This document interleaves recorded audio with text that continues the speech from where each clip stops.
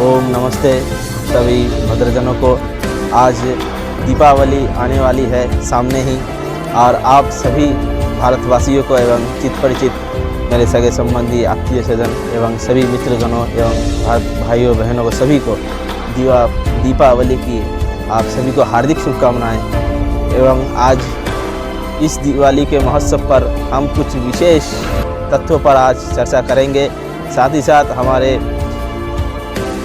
महर्षि दयानंद सरस्वती के ऊपर भी, जिनका इस दीपावली में जिनका पारायण दिवस है, उस पर भी हम थोड़ा चर्चा करेंगे।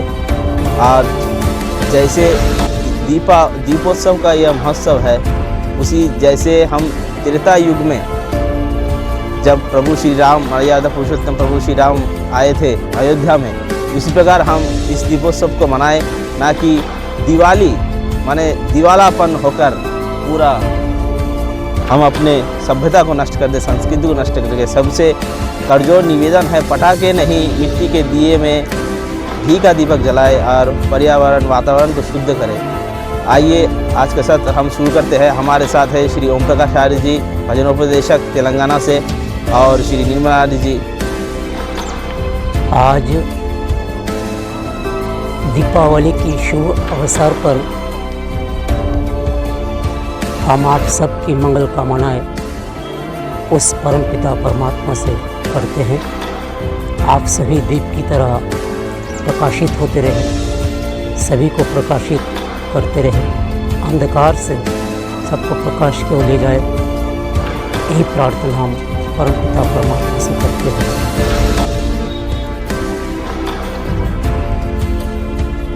आज दीपावली की शुभ अवसर पर आज हम यहाँ पर कुछ चर्चा करने के लिए बैठे हैं, जिसे आपकी जानकारी हेतु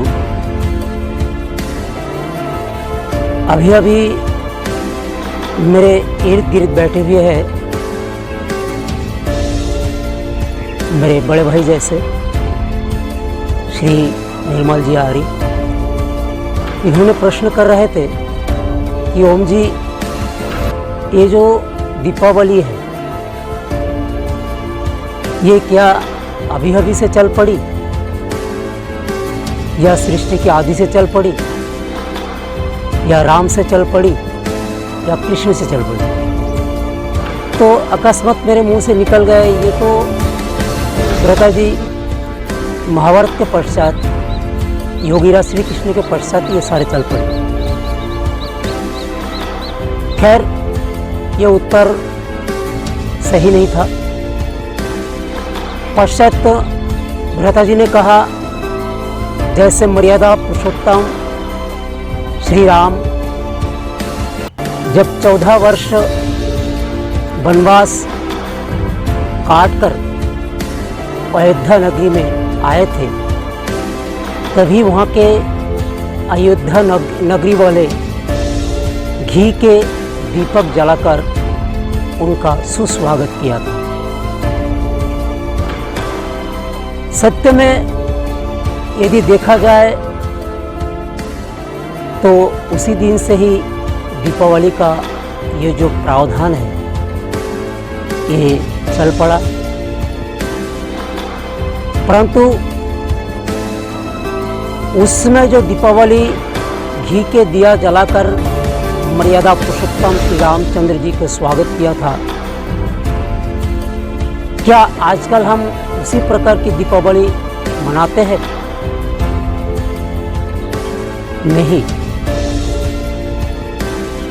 उसका बहुत बड़ा कारण है कि घी का दिया क्यों जलाए थे? तिल का तेल से भी जला सकते थे, सरसों का तेल से भी जला सकते थे, परंतु नहीं। ये ऋषि महर्षियों की बहुत बड़ी खोज है, देन है कि घी जलाने से वातावरण शुद्ध होता है, पवित्र होता है। इसलिए अयोध्या नगरी वालों ने अनगिनत मिट्टी की दीपक बना करके मिट्टी की दिया बना करके उसमें घी प्रदान करके रुई से दीपक जलाए थे, वही सच्ची दीपावली थी। परंतु आजकल हमने जो दीपावली मनाते हैं, सत्य रूप में इस प्रकार की दीपावली नहीं मनानी चाहिए कि सरसों का तेल से, तिल्ली का तेल से, बादाम का तेल से, फलाने का तेल से, वो भी करंट जला करके करंट का भी दिया लगा देते हैं। ये सब इसमें असत्यता छुपा हुआ है। ये थोड़ी बहुत जानकारी मैंने आपके लिए दी है। सत्य में आज हम यहाँ बैठे हैं एक महान ऋषियों की चर्चा करने के लिए, जिन्होंने इस दीपावली की रात्रि में अपना प्राण को त्याग दिया था। वो कौन थे? आइए हम 4-5 मिनट के अंदर उनकी थोड़ा गाथाएं सुनाते हैं। कहते हैं, चक्रधारी नाम सुनते ही योगेश्वर श्री कृष्ण जी का नाम हमारे आंखों के सामने आकर नाचने लगता है, और धनुर्धरी नाम सुनते ही मर्यादा पुरुषोत्तम भगवान श्री रामचंद्र जी का संपूर्ण नाम हमारे आंखों के सामने आ जाता है, और कलंगी वाला नाम सुनते ही गुरु गोविंद सिंह जी का नाम हमारे आंखों के सामने आकर नाचने लगता है। ठीक इसी प्रकार वेदों वाला नाम सुनते ही जगत गुरु महर्षि दयानंद सरस्वती जी का नाम संपूर्ण जीवन हमारे अंतःपटल में आकर अंकित हो जाता है, छू जाता है। आइए उस ऋषि के बारे में चंद शब्दों में आपके समक्ष में विचार प्रस्तुत करता हूँ। आपकी जानकारी के लिए हमारे शास्त्रों में प्रमाण है, इतिहास में प्रमाण है कि जो जिनकी पवित्र आत्माएं होती है, जो बड़े विद्वान होते हैं, विदुषी होती है, आप्त पुरुष होते हैं, ऋषि महर्षि लोग होते हैं, उनकी आत्मा जब निकलने लगती है तो शास्त्र में प्रमाण है उस आत्मा को वह रोक देता है। इच्छा मृत्यु वरदान उनको मिल जाता है ईश्वर की तरफ से, और वे किसी भी अच्छे दिनों को चुनकर उसी दिन ही जो है इच्छा मृत्यु में प्रवेश हो जाते हैं, वरदान कर देते हैं। इसी प्रकार यदि देखा जाए तो हमारे बीच में भ्राता निर्मल जी बैठी थे, इन्होंने बोल रहे थे आजकल उत्तरायण चल रहे हैं, और उत्तरायण में अपना प्राण को त्यागना पवित्र माना जाता है, शुभ माना जाता है। जो कि ब्रह्मचारी पितामह भीष्म जी इसी उत्तरायण में अपना आत्मा को त्याग दिया था। मैं कह रहा था ऋषिवर दयानंद जी भी एक महर्षि भी। कहते हैं महाभारत के पश्चात, हमारे महाभारत से पहले जितने भी ऋषि महर्षि लोग थे, आप पुरुष थे, बड़े बड़े विद्वान लोग थे, विदुषी थे, वे सब समाप्त हो गए। और महाभारत के पश्चात यदि कोई ऋषि थे तो महर्षि दयानंद सरस्वती जी का जन्म हुआ था, जिनका नाम इतिहास में है, शास्त्र ग्रंथों में भी है। महर्षि दयानंद जी वेदों के कारण जिए थे, और वेदों के कारण ही उनका स्वर्गवास हुआ। बड़ी आश्चर्य वाली बात है। कहता ऋषिवर दयानंद जी ब्रह्मचर्य का जीवन पालन किया था वेदों के कारण। ऋषिवर दयानंद जी के मस्तिष्क में और हृदय में भेद थे। ऋषिवर दयानंद जी की भेद सती प्रथा को मिटाने के पीछे थे, बाल विवाह को मिटाने के पीछे थे। इस धराधाम पर महाभारत के पश्चात जितनी जाति प्रथा चली, इसको जाति प्रथा नहीं कहते, वर्ण व्यवस्था जो चली, जैसे ब्राह्मण, क्षत्रिय, वैश्य और शूद्र, इनका सही सही निर्णय, इन चारों का सही सही मार्ग यदि किसी ने बताए तो वेदों के कारण वो भी महर्षि दयानंद जी ही बताए। अन्यथा इस धराधाम पर वेदों का पढ़ने का अधिकार केवल मात्र ब्राह्मणों ने ही लिया था, ठेका। ब्राह्मणों का कहना था कि स्त्रियों को वेदों को स्पर्श नहीं करनी चाहिए, शूद्रों को वेद नहीं पढ़नी चाहिए, वैश्यों को वेद नहीं पढ़नी चाहिए, क्षत्रियों को वेद भी नहीं पढ़नी चाहिए। महाभारत के पश्चात किसी महापुरुषों ने ये प्रमाण नहीं दिया। वाह, मेरे ऋषिवर दयानंद जी ने इसका प्रमाण दिया, स्वतः प्रमाण दिया वेदों के अंदर से। ओ दुनिया के लोगों, तुम लोग कहते हो शूद्रों को वेद नहीं पढ़ने चाहिए, स्त्रियों को वेद छूना नहीं चाहिए, क्षत्रियों को नहीं पढ़ना चाहिए, वैश्य को नहीं पढ़ना चाहिए। वेदों में यजुर्वेद ने प्रमाण दिया, ऋषिवर दयानंद जी ने। वेदों में ऐसा प्रमाण है जिसमें लिखा हुआ है इस संसार में कोई भी क्यों ना हो, किसी भी वर्ण व्यवस्था की क्यों ना हो, किसी भी जाति के लोग क्यों ना हो, वेद पढ़ने के अधिकार सभी का है। इसलिए कहा मैंने ऋषिवर दयानंद जी की जो मस्तिष्क में वेद थे, हृदय में वेद थे, और उनकी मृत्यु भी वेदों के कारण है। ऐसे धुरंधर ऋषि, ऐसे धुरंधर विद्वान। ओम स्तुता मया वरदा वेद माता प्रचोदयान्तं पावमानि द्विजानम् आयुः प्राणं प्रजं पशुं चित्तिं द्रविणं ब्रह्मवर्षसं मह्यां दत्त्वा व्रजतु ब्रह्मलोकम्।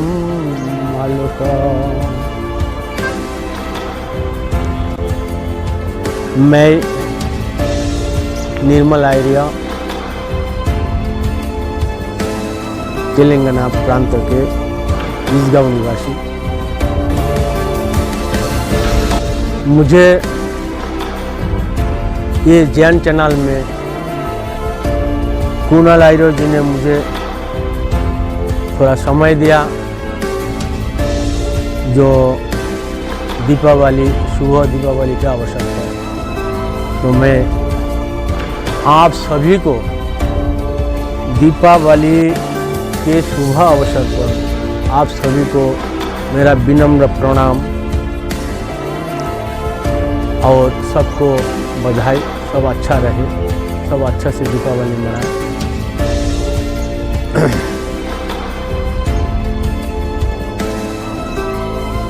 और दीपावली मनाना जो है, देखिए हमारा शास्त्र में ऐसा है, शास्त्र में ऐसा लिखा, जैसा हमारा पंडित जी ने थोड़ा पहले कहा जैन का बारे में, महर्षि का, ऋषियों का, और हमारे शास्त्र में वही है, जैन से चलो, जैन से खाओ, जैन से जो है जितना भी चीज़ है जैन से करना। तो अभी तो आज तो जैन से हम कर नहीं रहा, यही प्रमाण आता है। जैसा कि हमारे हर उत्सव में, जैसे दीपावली के उत्सव में आतिशबाजी जो है ये ठीक नहीं है, ये वर्जित है। क्यों? आप कहेंगे क्यों भाई? हम बहुत खुशी है इसमें। खुशी नहीं है इसमें, आपको जो है तकलीफ देगा, ये प्रदूषण को खराब कर देगा। खराब करने से आपका बेटा का कुछ तकलीफ हो सकता, कुछ रोग लग सकता, व आपका दूर का संपर्क या कोई समाज का किसी को भी तकलीफ हो सकता, रोग व्याधि आ सकता। प्रदूषण से तो रोग व्याधि आता है, मनुष्य का अनुकूल नहीं है। तो दीपावली मनाना जो है ऋषियों का देन था। जैसा हमारा प्रभु जी पंडित जी ने कहा है, मर्यादा श्री पुरुषोत्तम राम, मर्यादा श्री पुरुषोत्तम राम का समय में जो उनका उन्होंने जो घर में आगमन हुआ 14 साल वनवास के बाद, तब ऋषियों को बुलाया था, उनसे विधान मांगा, तो उनका विधान से जो है बहुत प्रकांड यज्ञ किया है। और यज्ञ से जो है ये वातावरण शुद्ध होता है। किसी भी इंसान का तकलीफ बहुत सारे दूर हो जाता है, जैसे रोगी का भी बहुत सारे रोग दूर हो जाता है, क्योंकि जैसा दवाखाना में ले जाने के बाद बहुत तकलीफ होने से उसको ऑक्सीजन देता है, तो ये यज्ञ करने से इतना ऑक्सीजन मिलता है मनुष्य को, क्या बोलूं। 1 ग्राम घी से कितना ऑक्सीजन मिलता है, तो ये अगर साइंस के हिसाब से आप देखेंगे तो आप तो चलित हो जाएंगे। तो ऋषि मुनियों के विधान से जो है प्रदूषण अच्छा होने से, पूरा वातावरण ठीक होने से जो है पूरा मनुष्य या प्राणी जगत सभी को जो है लाभ होता है। और वो मर्यादा पुरुषोत्तम राम जब आगमन किया है तब यज्ञ तो क्या है, प्रकांड यज्ञ क्या है ऋषियों ने, और उसका साथ साथ दिए भी जलाए। दीपावली मतलब दीप का जो है समूह, हर जगह में दीप लगाया, पर उसमें जैन से तेल डाला। वो तेल क्या है? घी जैन से डाला, क्योंकि जितना भी तेल है दुनिया में वो तेल में उतना उत्कृष्ट नहीं है जैसा घी में है। इसीलिए ऋषि मुनियों का आदेश से घी से दीपावली किया गया था। और क्या कहूँ, देखिए मर्यादा श्री पुरुषोत्तम राम, उनका नाम त्रेता युग से अभी तक चल रहा है और मर्यादा लगा है उसके साथ। क्यों? ऐसा तो बहुत सारे राजा है और उनका बेटा भी है, किसी को तो मर्यादा नहीं लगा, है ना। तो मर्यादा लगाने में भी राम का बहुत पुरुषार्थ है। ऐसे ही नहीं लगाता है कोई किसी को नाम का आगे मर्यादा। जैसा होगा श्री कृष्ण, पहले हमारा पंडित जी ने कहा, योगेश्वर ऐसे ही नहीं लगता, ठीक है ना, बहुत पुरुषार्थ करना पड़ता। तो चलो तो दीपावली के दिन आप लोग भली बाती जो है जितना भी हो सके, अगर एक भी प्रदीप अगर घी से जलाएंगे आप तो 100 प्रदीप का उससे भी ज़्यादा इसमें आपको फायदा होगा। इसीलिए आप प्रदूषण को अच्छा कीजिए। आपका बाल बच्चा है, शिशु है, नवजात शिशु भी है, तो उसका भलाई उससे होगा जो प्रदूषण अच्छा हो। वातावरण अच्छा होने से जो है सभी प्राणी जगत को अच्छा होगा। तो आप एक दीप कम से कम घर में, एक दीप कम से कम घी से लगाइए। और आतिशबाजी नहीं करना चाहिए, आतिशबाजी से प्रदूषण होता है, ठीक है ना। आतिशबाजी जितना भी हो सके कम कीजिए। एक साथ तो नहीं होगा, फिर भी कम करने का मैं हिदायत देता हूँ, क्योंकि मुझे इतना तो ज्ञान है, इतना ज्ञान है जो आतिशबाजी से जो है ना वातावरण दूषित होता है, और दूषित होने से इंसान रोगग्रस्त होता है, इंसान का दुख होता है। ये मस्तिष्क में भी अच्छा काम नहीं करता। स्वस्थ आदमी है पर ये वातावरण दूषित होने से मस्तिष्क भी अच्छा काम नहीं करता। और मस्तिष्क अच्छा ना काम करे तो इस संसार में जितना भी मानव है अच्छा कैसे चलाएगा। अगर हमारा मस्तिष्क ठीक काम ना करेंगे तो कैसा चलेगा। तो इसीलिए अति आवश्यक है जो मस्तिष्क को अच्छा रखे। इसीलिए यज्ञ तो करना जरूरी है, पर यज्ञ ना कर सके एक दीप जो है आप घर में घी का जलाएंगे। यह हमारा अंतःकरण का